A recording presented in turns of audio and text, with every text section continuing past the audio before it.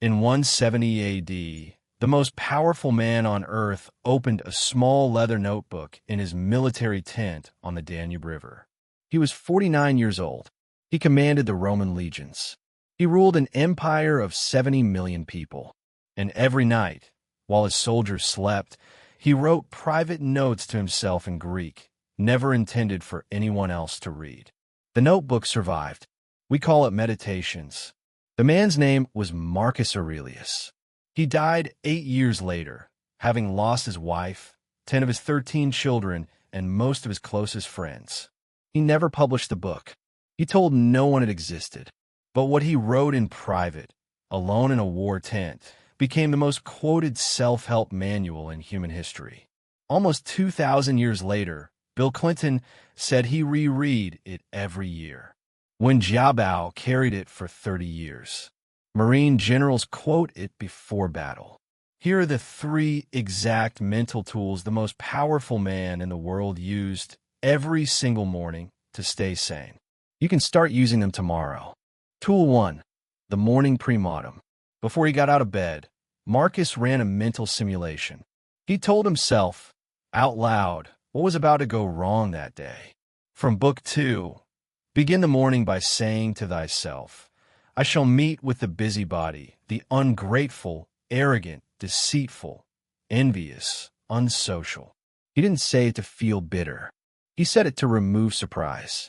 Most of our daily anger doesn't come from bad things happening. It comes from bad things happening that we did not expect. The traffic, the rude email, the colleague who undermines you. None of it is new. Marcus knew it would all happen by 9 a.m., so he preloaded it. By the time it actually came, his nervous system was already neutral. The principle, surprise is the fuel of suffering. Predict the friction, and the friction loses its grip. Tool 2. The view from above. When something felt overwhelming, Marcus deliberately zoomed out. From Book 7. You can rid yourself of many useless things among those that disturb you, for they lie entirely in your imagination. You will then be free and look at all things as the man who has died. His mental trick was simple. Picture yourself rising up, above a room, above the building, above the city, above the planet. Look at the small disturbance from there. Almost everything that triggers you is a tiny event happening to a tiny person on a tiny rock in an enormous universe. Modern cognitive therapists call this technique distancing. Marcus called it the view from above. It worked for the same reason a deep breath works.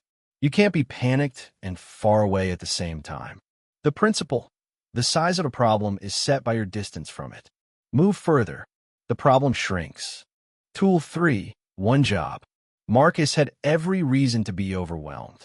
He was running an empire while fighting a war, while raising children, while burying friends.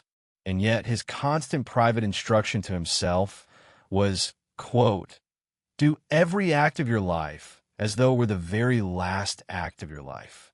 Not a list of acts. Not all the acts. One act. The single act in front of you. Done as if it is the only one that matters because it is the only one in front of you. He repeats this idea in different forms over 30 times across the book. The reason is psychological. The mind only ever holds one task at a time. Worrying about the next 10 just steals attention from the one. Marcus's discipline was to bring his full presence back to whatever was in his hands right now. The principle, a life is not built by 10,000 tasks. It is built by one task, done well 10,000 times. 3 tools. The morning premortem. The view from above. One job.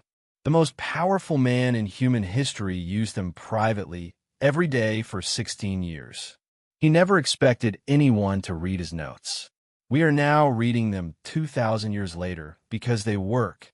The full 30-day system, with the exact morning routine, the journal prompts, and the way Marcus structured his evenings, is in my book, The Marcus Aurelius Code, How to Run Your Day Like an Emperor. Link is in the description. If you found this useful, hit subscribe. I publish one of these every week, drawn from the people who actually did it. Thanks for watching. I'll see you in the next one.